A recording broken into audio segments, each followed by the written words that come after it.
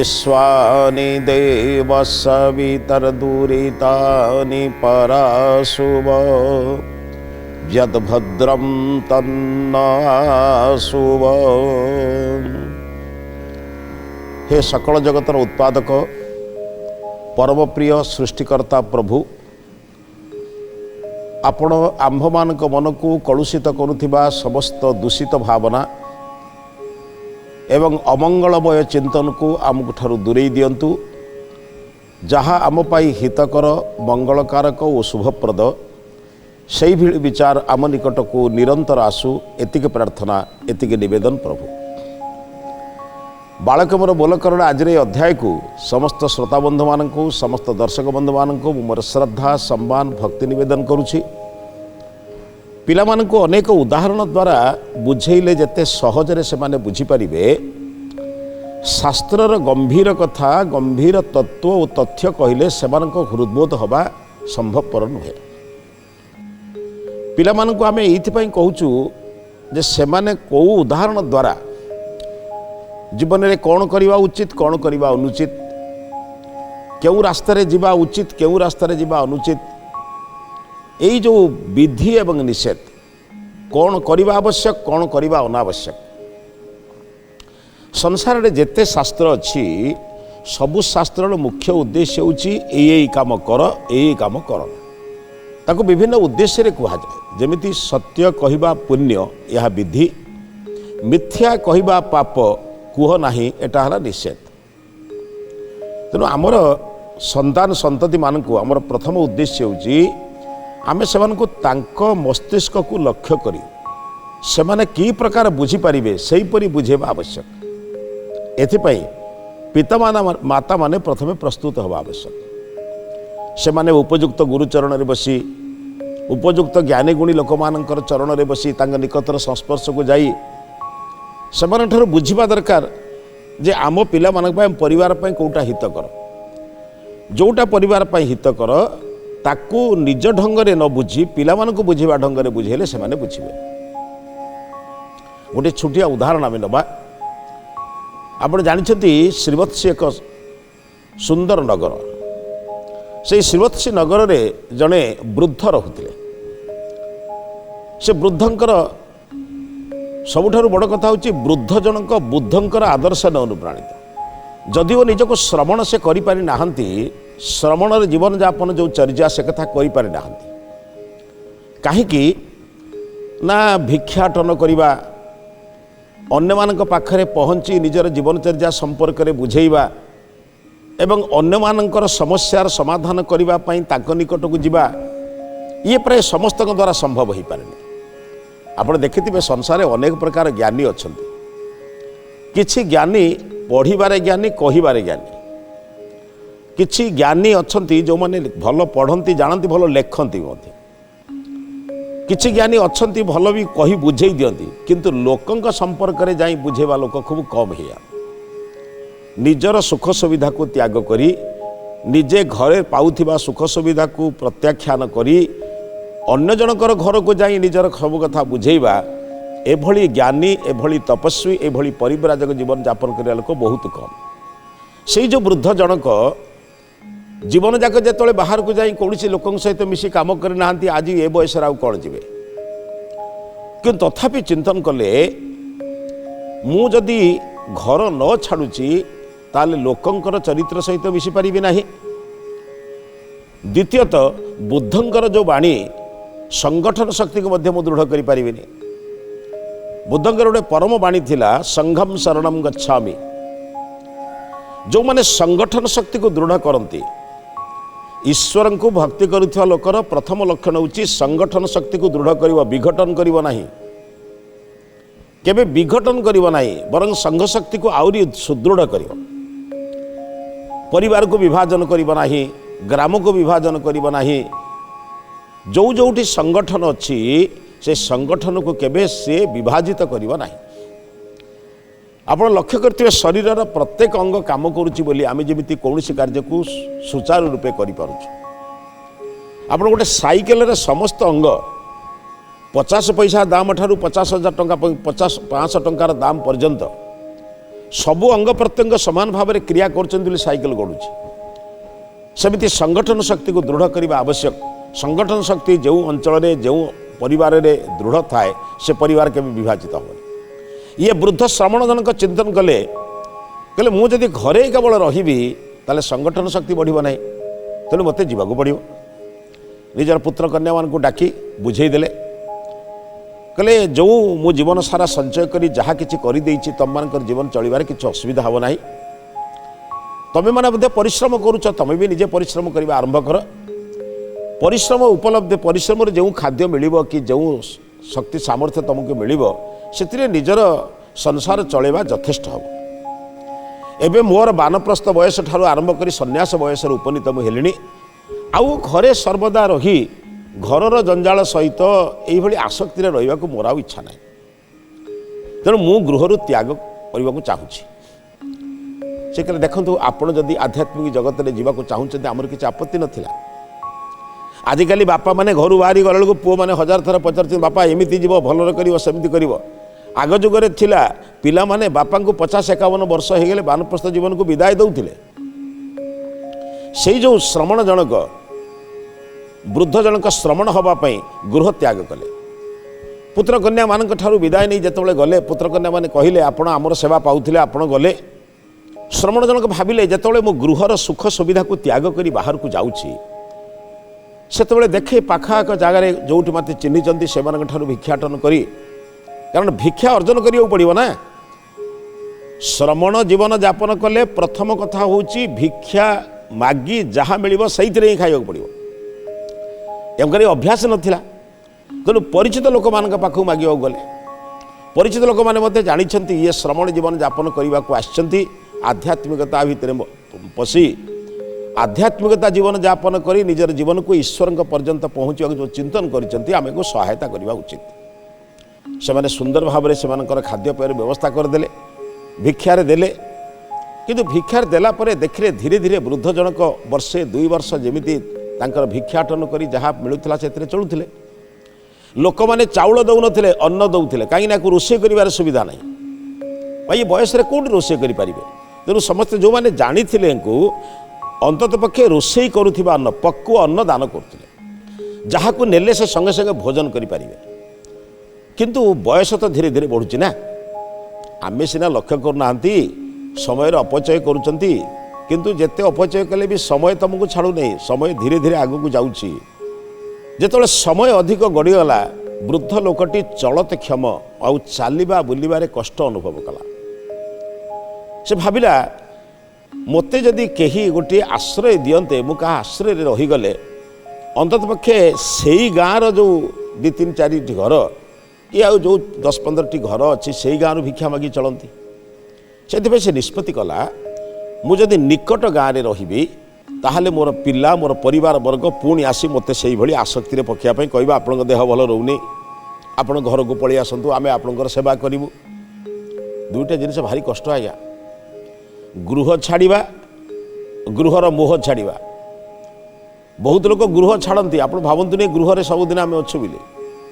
जो मैंने चाकरी बाकरी करछंती विभिन्न प्रकार कल कारखाना काम करुँच विभिन्न प्रकार वेतन पाइबापी जो मैंने कर्म करुँच से तो घर अधिक समय छाड़ी जाऊँ। जड़े शिक्षक 10 ରୁ 4 घर छाड़ी जाऊँगी जड़े कर्मचारी 8 घंटा घर छाड़ी जाऊँगी। घर छाड़ू ना बड़ कथा नुहे कि घरर मोह छाड़ू ना पुणी से कथा पड़ुं किंतु श्रमण हवा हेले घर छाड़ा पड़ो घरर मोह छाड़ा पड़ो।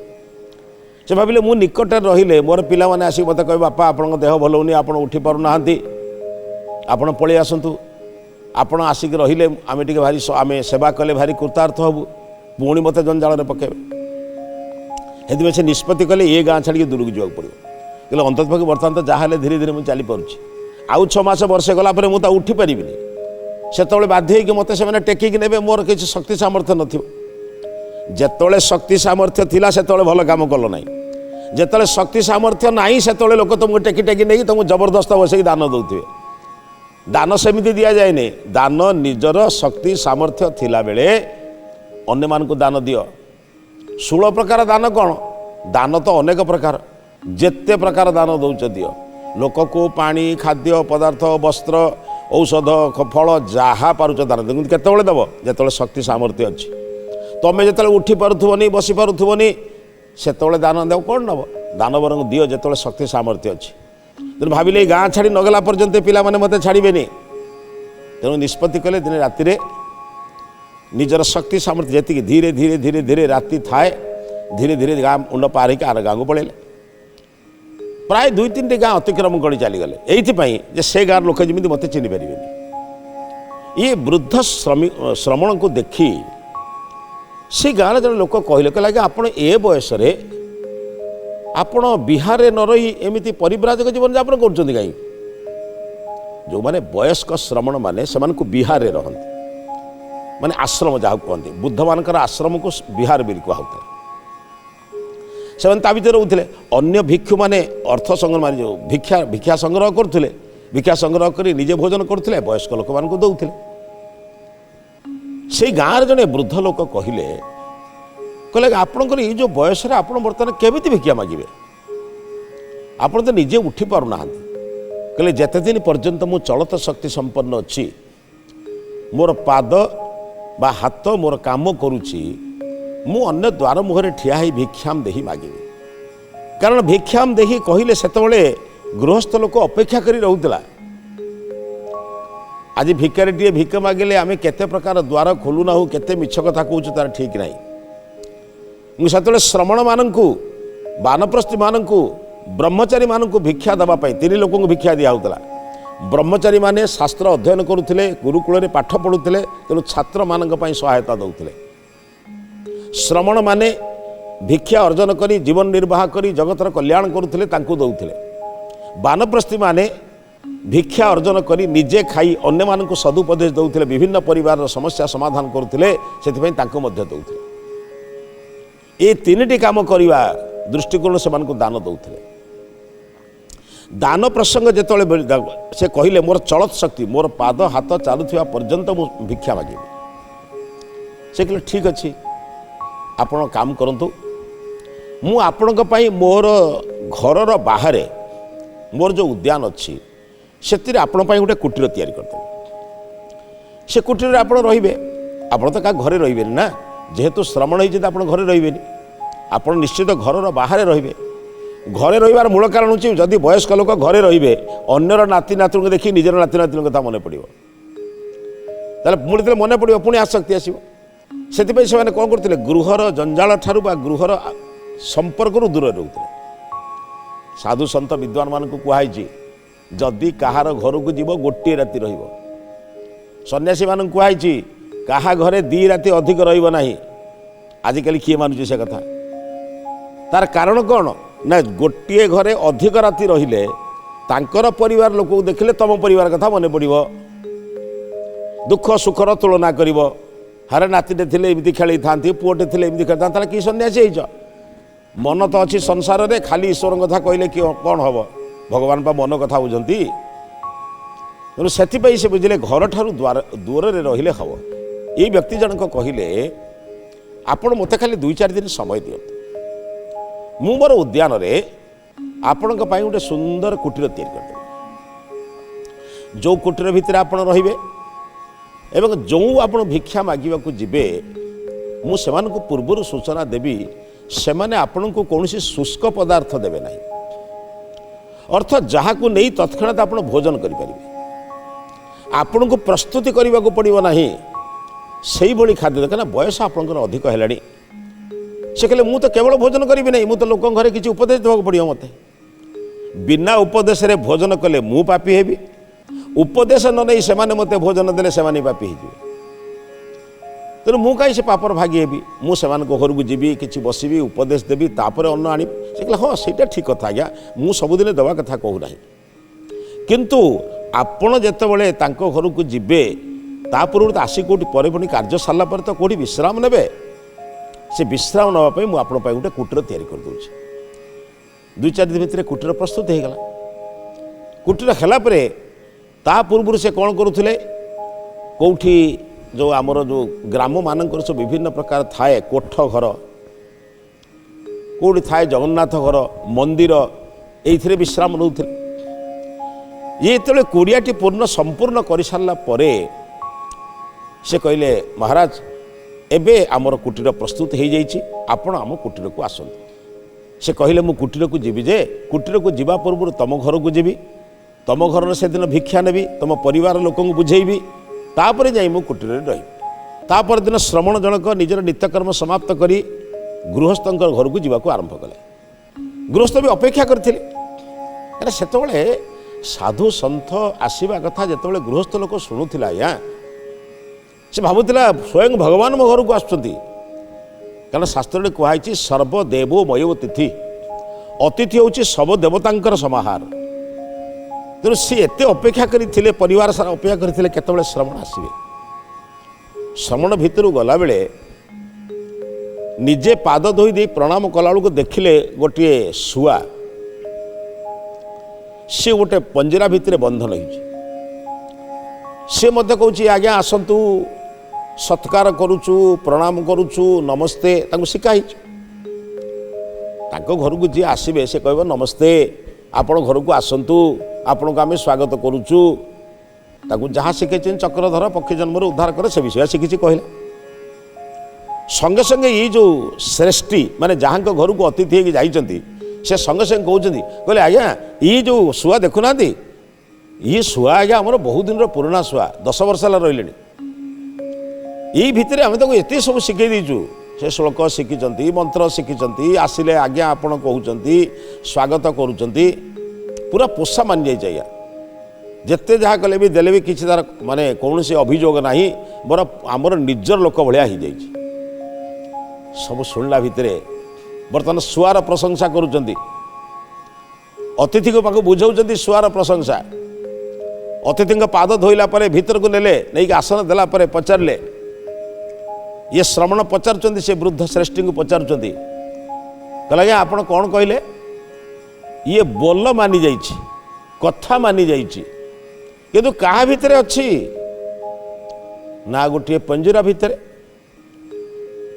कहले रे पक्षी भाषण माने लक्ष्य करी कहते पक्षी को किंतु उद्देश्य हूँ श्रेष्ठी को साधु सन्त माने अनेक कथा कहला बेले श्रोता को कहू था किंतु लक्ष्य थाए जनक जड़े लोक मद्यपान छाड़ू ना लोक कहे मद अंदर जाने से बुद्धि बाहर निकलता है मद भितर गले बुद्धि बाहर को पड़े जाए अर्थ लोकटा को बाजिव मत कहुच्छी किंतु कहुच्छी लोक विद्वान साधु सन्थ एमानकर वाक्य भितर दुई प्रकार धार थाए व्यक्ति को भी सजाग कर समस्त को मध्य सतर्क कर ये पक्षी को लक्ष्य करी कहते कहले रे पक्षी मालिकर कथा को मानी पंजरा भितर थाई तू अनेक खेल देखौ आसतु नमस्ते करुच्ची आपण को स्वागत करुच्ची आपण आम घरे भोजन करंतु तते जो सूत्र शिखाई तू सही सूत्र को कहूँ किंतु केबे बुझीचु कि तोर जीवन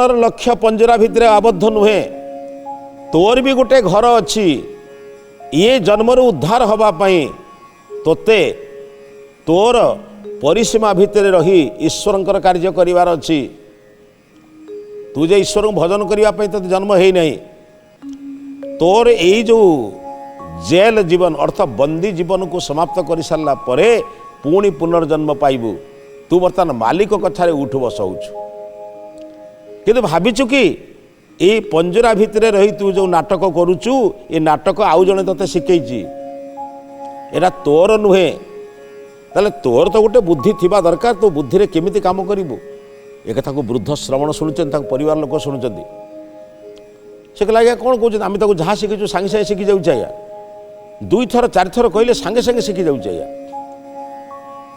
कहले श्रेष्ठी महाशय मु केवल पक्षी को कहू नथिली आपण गोटाए घर भितर पंजरा भितर बंदी होइचंती आपण निजे नाचुचंती अन्य को नचाउचंती स्त्री स्वामी पुत्र कन्या भाई बंधु कुटुंब गृह रूपक पंजरा भितर आम थी नाटक करुचु आम आमको जहाँ शिखा जाइए आमको कौन शिखा जाइए ना दैनिक परिवार न परिवार खराब अर्थ रोजगार न कले परिवार असंतुष्ट पिला को जदि भल दौथु सी सब भल जो दिन पिलार आवश्यकता पूरण करना से दिन बाप खराब माँ खराब सब खराब अधिक हेले पिला माने बर्तमान कहते जदि आमर सब कथा मेंटेन न पारिबा हमको जन्म दउथल कहीं अर्थ पितामाता को प्रश्न कले जन्म दौच कहीं बोली चिंता करि पारुछन तो सर्वे स्वार्थवशात जना ही रमते दुनियार समस्ते गोटे गोटे स्वार्थ बंधा केही क्या गोटे कठिन कथा कहीदे कई शुणा अवस्था नहांती पत्नी जदि पति को कठिन कथा कहूँ सी क्रोधान्वित होची पति जदि पत्नी को कहूँ सी क्रोधान्वित होची बाप माँ जदि पुत्र कन्या को कहते से रागी जाऊँच तमें गृह रूपक पंजरा भितर रही लोके तुमको जहाँ शिखे से मंत्र गुड़िक पढ़ुच कि भाविच तमें भी दिने मुक्त जीवन यापन करने को चाहूच ना नहीं जो अशांति बढ़ी जाऊँगी से भावुच कहीं क्या भितर पड़ू मुक्त जीवन यापन करते हुआ बाहरी जाइए भल होता श्रेष्ठ बुझीपारे कहले पक्षी को एक कहूना मत कहते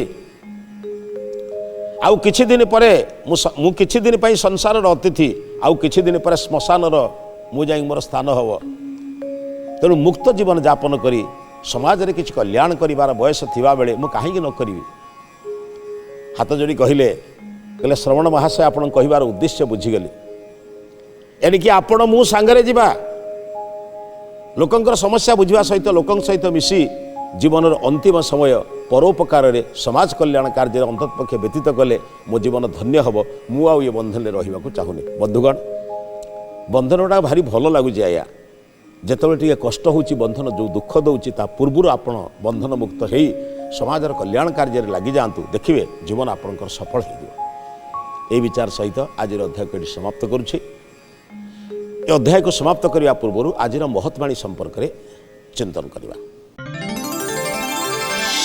गृहस्थ रूपक बंधन किछि दिन पाई भल लगे किंतु सर्वथा जदि आमे समाज कल्याण कार्य बा अन्य मानकर उपकार कार्य लगिबा नाही ताहले गृहस्थ जीवन आपण को बंधनर कारण हो आसंतु वानप्रस्थ सन्यास जीवन नुहे गृहस्थरे थिले भी अन्य मानकर उपकार करंतु अन्य मानकर आशीर्वाद बल निजर जीवन को सार्थक करंतु देखिए ईश्वर का आशीर्वाद स्वयं आपन को मिले ए विचार सहित आज अध्याय को समाप्त करुछि समस्त को नमस्ते।